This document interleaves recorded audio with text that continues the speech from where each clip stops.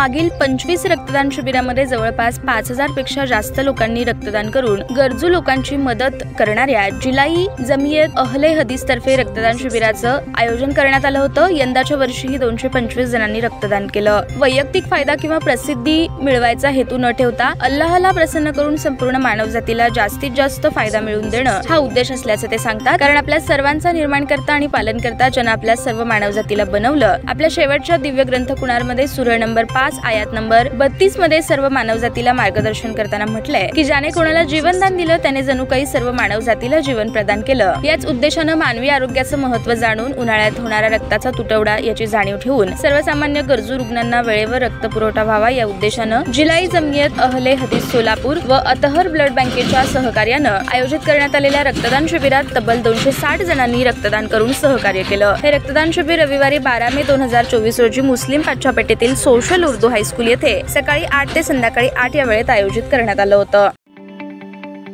ताज्या बातम्या पाहण्यासाठी प्राईम महाराष्ट्र न्यूज चॅनलला सबस्क्राईब करा।